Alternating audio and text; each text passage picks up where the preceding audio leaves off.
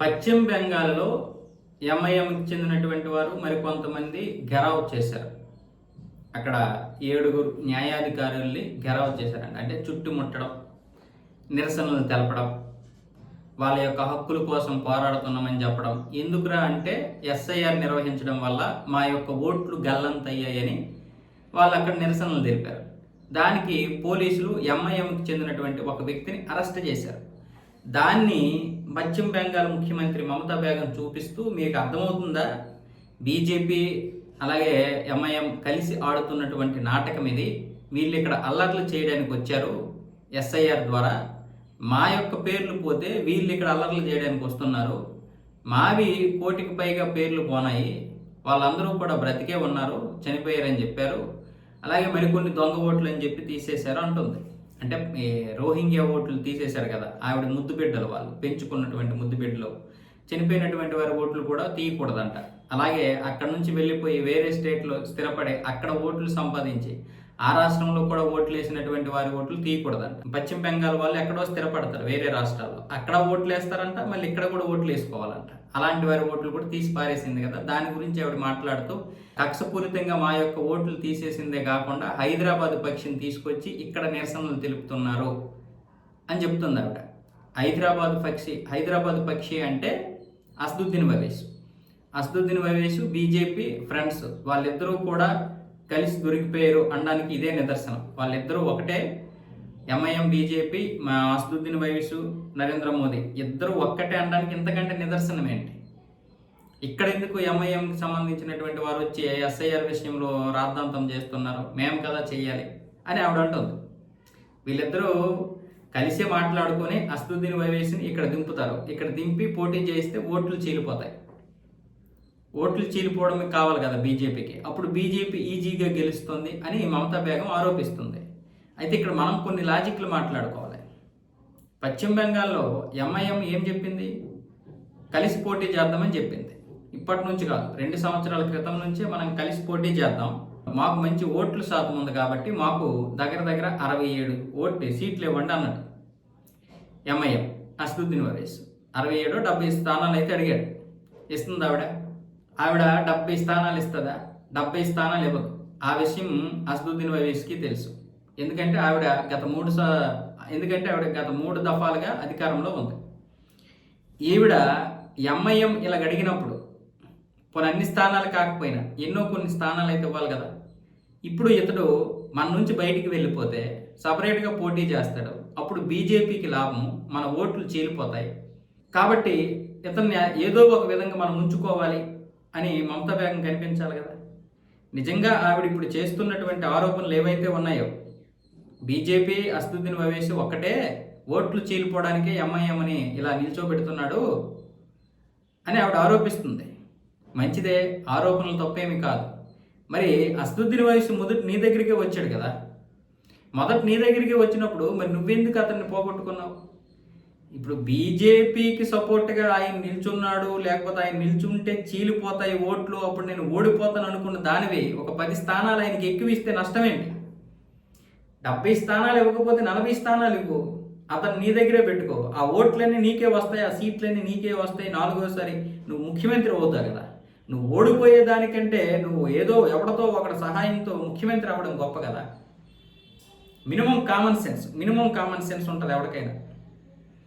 ఇదే బీహార్లో కాంగ్రెస్ ఆర్జేడీతో మేము కలుస్తాము, మాకు 30 స్థానాలు ఇవ్వండి అంటే వాళ్ళు 6 స్థానాలు ఇస్తామని చెప్పారు. కేవలం 6 సీట్లు మాత్రమే ఇస్తామని చెప్పారు కాంగ్రెస్ వాళ్ళు, ఆర్జేడీ వాళ్ళు. ఎవరికి? ఎంఐఎంకి.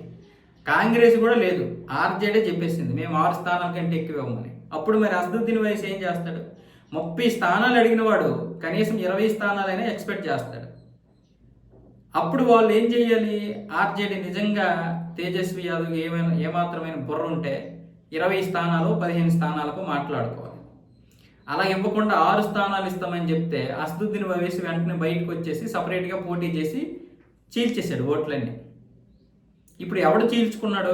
బీజేపీ చీల్చుకుందా? ఆ రోజు నువ్వు 6 స్థానాలు ఇస్తాననే బదులు 12 స్థానాలు ఇస్తాను, లేకపోతే మీ క్యాబినెట్లో రేపు స్థానం ఇస్తాను, ఏదో ఒకటి చేస్తానని ఆయన ఆపుకోవాలి కదా. ఓట్లు చీలుతాయని మీకు అనిపిస్తే. నిజంగా అసదుద్దీన్ ఓవైసీ యొక్క పట్టేంటో మీకు తెలుసు కదా. అలాంటప్పుడు ఇప్పుడు ఓడిపోవడం కంటే ఏదో ఒక విధంగా గెలవడం గొప్ప కదా. అలాంటప్పుడు వ్యూహాత్మకంగా అసదుద్దీన్ ఓవైసీని మీరే ఉంచుకోవాలి కదా. అసదుద్దీన్ ఓవైసీని బయటికి పంపించేసి ఓట్లు చీలిపని ఏడ్చేకంటే ఇది బెటర్ కదా. అసదుద్దీన్ ఓవైసీకి ఒక 5-6 సీట్లు ఎక్కువ ఇచ్చేసి ఆయన ఉంచుకోవడం అంతకు మించిన తెలివైన పని ఇంకోటి ఉంటుందంటే. బీహార్లో ఆర్జేడీ కాంగ్రెస్ సీట్ల పంపకాలే జరగలేదు సమన్వయంతో. చివరికి వీళ్ళకి ఇది లేక ఫ్రెండ్లీ పోటీ అని చెప్పి, స్నేహపూర్వకమైనటువంటి పోటీ అని చెప్పి 12 స్థానాల్లో పోటీ చేసుకున్నారు వీళ్ళు, ఆర్జేడీ వాళ్ళు కాంగ్రెస్ వాళ్ళు. అప్పుడు ఎవడు గెలుస్తాడు? బీజేపీ కదా గెలుస్తుంది. అక్కడ ఎంఐఎం లేకపోయినా బీజేపీ గెలుస్తుంది. ఎందుకంటే మీరు కలిసి పోటీ చేసి మళ్ళీ 12 స్థానాల్లో సపరేట్గా పోటీ చేయడం ఏంటి? అది వెధవ తెలివితేటలవి. ప్రజలకు ఏ విధంగా నమ్మకం ఉంటుంది మీకు? మళ్ళీ బీజేపీ గెలిచింది అంటారు, ఎంఐఎం బీజేపీ కలిసింది అంటారు, బీజేపీ ఎంఐఎం వచ్చి ఓట్లు చీల్చింది అంటారు. మీకు ఏమాత్రమైన బుర్ర ఉంది అసలు? ఎంఐఎం సపరేట్గా పోటీ చేస్తుందని మీకు తెలియదా? సీట్లు ఇవ్వకపోతే మూసుకొని కూర్చుంటాడా అసదుద్దీన్ ఓవైసీ పార్టీ పెట్టుకొని? మీరు లాస్ట్ ఇది నామినేషన్కి టైం అయిపోతుందని, ఆ రోజు బీహార్ ఎన్నికల్లో నామినేషన్కి టైం అయిపోతుందని అప్పటికప్పుడు ఏదో ఒక నియోజకవర్గం పంచుకొని ఎవడికి వాడికి ఇచ్చేశారు. ఎవడు ఇచ్చేసాడో ఎవడికి తెలియదు. లాలూ ప్రసాద్ యాదవ్ ఒకడికి ఇస్తాడు, తేజస్వి యాదవ్ ఒకడికి ఇస్తాడు. అదే 2 నియోజకవర్గాల్లో 2 ఎమ్మెల్యేలకు ఇచ్చేశారు. దాంతో ఏం చేయాలో అర్థం కాలేదు. దాంతో ఒకడేమొచ్చేసి లాంతర గుర్తు మీద పోటీ చేయాల్సి వచ్చింది. లాంతర గుర్తు ఏమొచ్చేసి ఆర్జేడీ, వాడేమొచ్చేసి మీ నాన్న నాకు సీట్ ఇచ్చాడు అంటాడు, ఈడేమొచ్చేసి ఇంకొకటికి సీట్ ఇచ్చేసాడు. దానివల్ల మొదట సంతకం చేయడం వల్ల లాలూ ప్రసాద్ యాదవ్ వీడు లాంతర్తో పోటీ చేయాల్సి వచ్చింది బయటోడు. తేజస్వి యాదవ్ టికెట్ ఇచ్చినటువంటి వ్యక్తికి ఏమొచ్చేసి ఇంకొక గుర్తు ఇవ్వాల్సి వచ్చింది. మరి ఇది ఎంత చండాలంగా ఉంది మీకు? మనకు వినడానికే చండాలంగా ఉంది కదా. తండ్రి ఒకడికి ఇస్తాడు, కొడుకు ఒకడికి ఇస్తాడు, ఎవడో ఒకడే మరి పార్టీ నుంచి పోటీ చేయాలి. వాళ్ళ గుర్తు ఏమొచ్చేసి లేదు.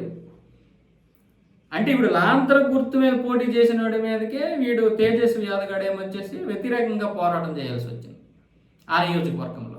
అజారుద్దీన్కో ముజావుద్దీన్కో నువ్వు ఆ లాంతర గుర్తుకు ఓటు వేయకండి ఆ నియోజకవర్గంలో చెప్పాడు. ఇప్పుడు వీడియోలు బీజేపీ తీసి ఏం చేస్తుంది? అది మొత్తం రాష్ట్రం అంతా ప్రచారం చేస్తుంది. ఆ నియోజకవర్గం వరకు నువ్వు లాంతర గుర్తుకు ఓటు వేయద్దు అంటావు, మిగతా నియోజకవర్గాలకి లాంతర గుర్తుకు ఓటు వేయండి అంటావు. కానీ ఇప్పుడు బీజేపీ వాళ్ళు వీడియోలు తీసి మొత్తం రాష్ట్రం అంతా దాన్ని సర్క్యులేట్ చేస్తారు, లాంతర గుర్తుకు ఓటు వేయకండి అని. మరి ఎంత చండాలంగా ఉంటుంది? నీకు ఆ మాత్రం బుర్రలేదా? పోనీ ఆ నియోజకవర్గంలో నువ్వేం చేయాలి? లాంతర గుర్తుకు ఓటు వేయడానికి మీరు వేరే నియోజకవర్గాల్లో లాంతర గుర్తుకు ఓటు వేయండి, ఇక్కడ మనవాడు కాదు పోటీ చేసింది, వేరే గుర్తు మీద, ఆ గుర్తు గురించి నువ్వు మాట్లాడాలి. లాంతర గుర్తుకు ఓటు వేయకండి అని నువ్వెందుకు చెప్పాలి? నీ పార్టీది అది. ఆ ఒక్క నియోజకవర్గంలో నీ తండ్రి చేసిన తప్పిదం వల్ల అలా అయ్యింది. మీకు అర్థమవుతుందో లేదో నాకు తెలియదు, కానీ వీళ్ళు ఎంత చండాలమైనటువంటి రాజకీయాలు చేస్తున్నారో చూడండి. మరి ఇప్పుడు పశ్చిమ బెంగాల్లో ఎంఐఎం వచ్చి చీల్చేస్తుంది ఓట్లు అంటున్నాడు. మరి పశ్చిమ బెంగాల్లో ఎంఐఎం వచ్చి ఓట్లు చీల్చేస్తుందని చెప్తున్నారు వీళ్ళు.